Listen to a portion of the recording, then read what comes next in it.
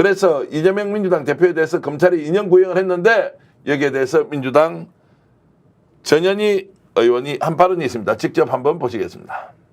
김문기를 개인적으로 모른다라고 얘기했던 이재명 대표. 그런데 검찰은 이번에는 어떻습니까? 기울어진 저울이 그냥 한눈에 떠오르지 않습니까? 저와 관계된 얘기란 말하기가 좀 그런데 사실 이런 거짓말을 해도 죄가 안 되는 거잖아요. 선거법에 이런 거는 처벌 못하게 돼 있어요. 인식이 가는 것이고 종교 신앙에 관한 거라서 처벌 대상이 아닙니다. 근데 제가 이렇게 했으면 아마 외우냐 못 외우냐 했으면 징역 한 5년쯤 하지 않았을까 싶은데요. 네. 맨날 가서 외우셔야 외워야 돼요. 자, 송 대표님, 네. 법조인으로서 어떻습니까? 저게 실제로 판사가 판결을 내릴 때 아느냐 모르느냐의 질문에 모른다라고 했기 때문에 징역 2년이고 이것이 선거법 위반이 되어서 자, 피선거권이 박탈된다. 이렇게 판결이 나올 수도 있습니까? 그건 뭐 할 수가 없지만 이 선거법 250조 1항과 2항이 있는데 1항은 자기 자신에 대한 허위사실, 2항은 타인에 대한 상대방에 대한 허위사실이죠. 그러니까 2항이 더 이제 중한 범죄고 이재명 대표는 지금 자기 자신에 대한 허위사실인데 그 법조문을 보면 허위사실도 재산관계, 학력관계, 경력, 뭐 병역 문제 이런 것에 대한 허위사실이 주된 규제 대상이고 누구를 안다 모른다는 사실 그 행위 태양에 들어있지도 않을 뿐만 아니라 과연 이게 허위사실을 유포한다는 적극적 행위가 아닌 물어보니까 잘 몰랐다. 지난번에 그 형 강제 정신병원 입원 문제도 상대방이 물어보니까 그냥 여러 맥락 속에 대답한 것은 적극적 행위의 허위사실 유포가 아니다 이렇게 판단한 바 있는데 그거를 이제 판사가 어떻게 판단할지 문제인 것 같고요. 우리가 아무리 불고불리의 원칙이라 그러지만은 상대 후보인 윤석열 후보의 거짓말은 정말 비교가 안 되잖아요, 그동안. 네. 아까 전현 의원이 제기된 그 김만배 누나가 그 연희동 뒤에 자택 사줬다는 거 아니에요? 그 윤석열 씨 아버지. 윤기중 교수가 제가 다니는 상과대학 교수였어요. 네. 그래서 연희동이 바로 우리 학교 뒤여가지고 그 집 위치도 아는데 그 집을 어떻게 아파트도 아닌 그 이 단독주택을 일부러 와서 김만배 누나가 사준단 말입니까? 있을 수 없는 일이잖아요. 근데 김만배 모른다 그랬죠, 그 잘. 그리고 그것이 지금 몰수처분 대상이 됐다는 거 아니에요? 민사소송에 대장동 자금이 들어간 걸로 민사법원이 판단하고 있다는 거 아닙니까? 그러니까 이 지금 윤석열의 허위사실 유포 행위는 이재명 후보가 김문기를 몰랐던 것과 비교가 안 되는 장모가 손해봤다. 자기 부인이 4,700만 원 주가 손실봤다는데 다 이번에 보존받은 게 드러났고 그래서 이것은 지금 대통령이기 때문에 소추가 안 된다면 대통령 그만두면 바로 저건 소추해서 응분의 처벌을 해야 될 문제다 이렇게 생각합니다. 자, 법의 심판을 받게 해야 한다. 자기들끼리는 분명히 알고 있을 텐데 그걸 검찰이 덮어주고 있다.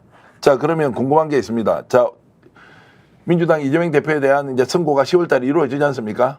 11월에요. 11월에 이루어진다. 그러면 판사도 이미 오염됐을 수 있다. 그나마 판사는 대한민국 법치를 계속 지킬 것이다. 일단 약간 혼선이 있는데 예. 지금 징역 2년을 구형했잖아요. 예, 예. 그 사건은 그 김한무개라고 돌아가신 분을 아냐 모르느냐가 김문기, 예. 쟁점이 아니고 네. 공직선거법의 백현동 개발 그렇죠, 관련해서 그렇죠. 그거요. 예. 그러니까 식품유공부지. 맞아. 이재명 대표에 대한 사건이 너무 많아서 우리도 헷갈리는 건데 이제 그 김문기 아냐 모르냐는 다시 또 결심 딴 사건으로 네. 또 할 거고 또 매길 거예요. 여기서 검찰이 2년을 구형했잖아요. 근데 지금 핵심 뭐냐 선거법은 100만 원이 핵심입니다. 100만 원 이상 유죄가 나오면 국회의원직도 상실하고요. 그다음 피선거권이 제한되고요. 또 민주당 입장에서는 지난번 대선에서 썼던 460억인가 하는 돈도 개원해야 돼요.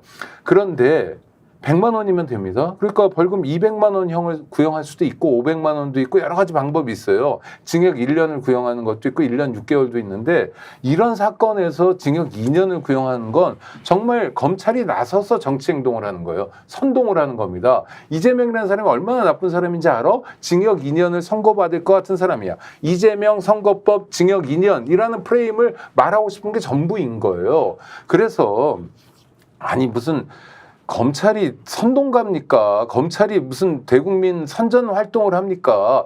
이걸 윤석열 정권을 위해서 끊임없이 반복하고 있다는 게 굉장히 전 중요하고요. 저는 법관이 상식만 있다면 당연히 무죄라고 생각해요. 왜냐하면 지금 이재명 대표가 범죄를 저질렀다는 게 이제 말하다 보면 이게 억압이냐, 뭐 강압이냐, 뭐 이런 단어를 가지고 파들어가요. 그런데 구독자 여러분, 우리가 뭐 글을 쓸 때도 마찬가지입니다. 저는 열심히 오자 없이 썼는데 쓰고 나서 읽어보면 또 남들이 읽어준 뭐 오자도 있고 뭐 표현도 잘못되고 그래요. 글이라는 건 굉장히 냉정하게 쓰는 거 아닙니까? 근데 말이라는 거, 특히 국감장에서 말하는 거 또는 뭐 토론 과정에서 말하는 건 우리가 지금 말하고 있지만 제 말을 녹취로 쓰면 완전한 문장은 아닐 거거든요. 또 제 의도와 달리 다른 표현이 나올 수도 있고, 이건 뭐냐면 기본적으로 사법 처리의 대상이 안 되는 걸 가지고 재단에 올려버린 거예요. 왜? 정적이니까. 왜? 죽여야 되니까. 국가가 이렇게 가도 되냐고 거듭 묻고 있는 겁니다. 자, 그래서 이제 이번 선고가 나면은 이재명 당대표의 운명이 결정된다는 것도 있지만, 오히려 그 결정이 정말로 윤석열 정부를 어떤 식으로 국민이 퇴진시키고 탄핵해야 한다는 그것의 도화선이 될 수 있다. 이제 이런 이야기까지 나오고 있는데요. 지금 이제 이재명 당대표와 관련된 이 문제, 그리고 지금 검찰이 김건희 여사를 무조건 봐줘야 한다는 이제 이 사이에서 검찰에 대한 불신도가 굉장히 높아져 있는데, 자, 그건 확실히 있는 것이죠. 그러면 제가 혹시 이제 검찰에 수사를 받으러 가지 않습니까? 이런 걸 가지고 나 검찰 못 믿겠다라고 해도 됩니까? 어떻습니까? 그러면은 도망과 증거 인멸 염려가 커져서 강제 수사 들어가고 뭐 인신구속하죠. 근데 수사받는 당사자들이 지금 이제 검찰을 도저히 믿을 수가 없다. 당신에게 수사를 안 받겠다. 이렇게 수사를 거부할 수 권리는 없는 것이죠. 없죠. 그러면 이제 재판 과정에서는 판사는 바꿀 수 있는데, 그 바꾸는 것도 결정이 나야 바꾸는 자, 거예요. 제가 바깥에서 듣는 이야기는 이제 검찰 조직이 이렇게 됨으로써 우리의 법치가 파괴되는데, 자, 이것을 따라야 하는 국민들이 이제 거부한다. 나 못하겠다. 믿지 않는다라고 너무나 자연스럽게 주장을 하더라도 이것을 거부할 수 없다. 인정해줘야 한다. 이러면서 사실상 법치가 파괴된 나라에 이제 살고 있다. 그래서 대안도 이런저런 얘기를 하지만 법치 파괴 국가다라고 했을 때 앞으로 이 법치를 어떻게 다시 세우느냐 문제가 이제 생기는 거예요. 그래서 제가 제 경험을 한번 돌이켜 보면 생각해 보십시오. 제가 작년 4월 달에 프랑스에서 돌아왔잖아요. 저희 정치인뿐만 아니라 국회의원들도 특수부 검사가 타켓을 해가지고 주변을 압수수색하면 다 겁이 납니다. 캐비넷에 별건 수사할지 몰라도 다 움츠러들어요. 제대로 안 싸웁니다. 정치인, 이재명, 송영길 국회의원 모두 정치인입니다. 사법적 법리로만 싸워서는 절대 이길 수가 없어요. 왜냐하면 이 지금 우리 대한민국 검찰이 우리 오 대표님 말씀한 대로 객관 의무를 지는 공익의 대표자로서 행동하고 있지 않기 때문에, 사실상 정치 권력의 하수인이 되기 때문에 이 싸움도 법률적 싸움은 하지만 정치적으로 싸워야 되고, 판사님한테 판결 받는 것도 있지만 5천만 국민이 배심원이라는 생각을 가지고 국민과 함께 싸워야 되는데, 모두가 개별화돼서 법률적으로만 대응하려고 방어에만 급급해가지고는 다 공멸한다. 저는 이렇게 보는 겁니다. 그래서 제가 왜 저도 수사받고 있는데 최재형 목사님 도우미도 같이 싸우잖아요. 최 목사님도 지금 자기를 방어하려는 게 아니잖아요. 나를 기소해라. 대신 김건희 기소해라. 논개 같은 심정으로 싸우는 거 아닙니까? 근데 다른 사람들이 다 자기만 막으려고, 자기만 방어하려고 그러면 어떻게 이렇게 전민항쟁이 되겠습니까? 그래서 저는 이재명 대표도 강조하고 민주당 의원들한테 강조하는 것도, 사법적 대응은 하시되, 변호사들 통해 하시되, 정치적으로 싸워서 이 문제를 전 국민과 함께 싸워 나가자는 거죠. 그래서 그럼 어떻게 싸우자는 거냐? 올해 안에 끌어내리자는 거예요. 왜 못하냐고요. 이번 국정감사를 통해서 이들의 그 범죄 패밀리들의 수많은 범죄 행위들이 곳곳에 뻗어 있어요. 많이 제가 단서를 확인한 의원들을 보고 격려해주고 있는데 밝혀질 것입니다. 이거를 총 모아서 저는 전 국민운동, 이 윤석열 퇴진, 이 범죄 정권 퇴진 국민운동 테이블을 만들어서 날짜를 정해가지고 이재명 대표부터 조국 대표 전부 나와서 용산 앞에서 단식 투쟁하고 다 나와서 국민들이 모여가지고 내려와라. 대한민국이 망하게 생겼다. 너 자격이 없는 사람이다. 해고시키겠다. 끌어내려야 된다고 봅니다. 그러니까 이런 말씀 들으면 과거에 우리가 87년 6월 항쟁에서 그때 법 다 지켰습니까? 거리로 나가서 화염병 던지고 돌 던지고 다 했지 않습니까? 그거 다 네, 불법이지 불법이죠. 않습니까? 네, 불법. 그러면 이렇게 불법을 저지르고 있는 검찰 조직 수사기관에 대해서 불복종하는 것은 권리 아닙니까? 헌법적 저항권입니다. 헌법. 그러니까요. 그래서 내가 부당하다고 생각하는 것은 당연히 맞서 싸워야 한다. 개인이 말씀하신 대로 법적으로 뭔가를 조치도 해야겠지만 더 뛰어넘어서 거부해버려야 된다. 국가가 국가로서 기능을 하지 않으면 국민이 국가를 거부할 저는 헌법적 권한이 있다라고 생각하는 관점에서 좀 우리의 인식을 바꿔야 한다 이런 생각이 좀 드는 겁니다, 목사님. 네. 갑자기 재미없어지죠. 흥분해가지고 막 이야기를 하니. 왜냐하면 영상을 보니까 하도 열이 받아서 그렇게 저 말씀드리는 열받는 거 하나만 더 여쭤볼게요. 예. 우리 송영길 대표님 국회 계실 때 제가 최근에 무슨 영상을 봤냐면 국무위원 신임 국무위원이 인사를 와요. 그럼 안녕하세요 하고 마는 건데 김영원이라고 국방부 장관인데 중앙고 1년 선배죠. 이 양반이 어떻게 하면 들어와서 여당 의원에게만 인사를 하고 말을 하는데 막 설교를 합니다. 저는 그렇게 하는지 모르겠는데 그러더니 뭐 지금 초급 간부 어려우니까 뭐 국회에서 협심해서 잘 도와라. 그리고 나서 또 여당 의원에게만 인사를 하고 내려와요. 그러니까 의장이 그러지 말라고 헌법기관인데 이거 어떻게 해석합니까? 이거 도발 아닙니까? 그래서 도발이죠. 건방진 거 아니에요? 아니 그러니까 겁이 없는 거 아니에요? 국무위원이? 실제로 그런 사례들이 있습니까? 국회에서요? 아니 인사 와서. 아니 윤석열 대통령이 국무회의에서 좀 싸우라고 이렇게 독려를 했다는 거 아닙니까? 그러니까 그 점잖았던 한덕수 총리도 이렇게 싸우고 김문수 장관 막 우익들이 박수치고 이러고 있는 거죠. 그러니까 저게 그래서 김문수 장관이 대선 후보 2% 나오고 그러니까 막 좋아하겠네요. 아예 이제. 뭐 정광훈 목사가 박수치고 지금 난리 났잖아요.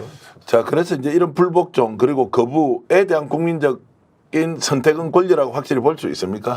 그렇죠. 근데 이제 지금 제가 알기로는 대한민국 검찰이 한 2,500명 되죠? 예, 2,300명인가 그렇게 되는 네. 걸로 알고 있는데 2027년 윤석열 씨가 퇴임하는 해에는 2,500명이 된다고 제가 수치를 정확히 내가 통계가 기억나는데 이 검사들이 현재 이 윤석열 정권을 보호하는 것도 검사들이고 탄핵을 하는 것도 수사를 해서 탄핵을 하는 그 실무적인 것도 검사들이 해야 되고 이게 끌어내리는 것도 검사가 해야 되는데 이 검사들이 지금 현재는 현 정권을 비호하고 보호하는 데만 지금 방점을 두고 좌표를 찍고 있기 때문에 도무지 움직여주지를 않습니다.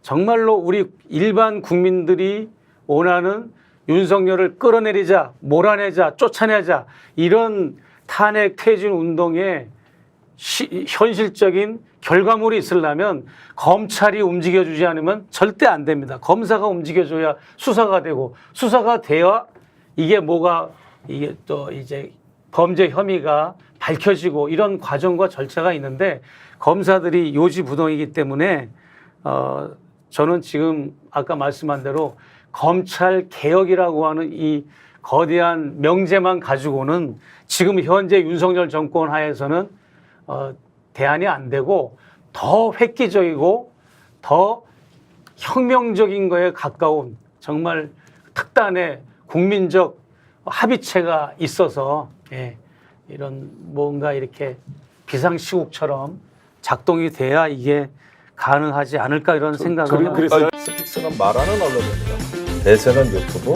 그중에서 스픽스. 좋아요, 댓글, 구독, 알림 설정. 여러분이 저희를 사랑해 주시고 우리가 여러분을 사랑하는 4가지 방법입니다.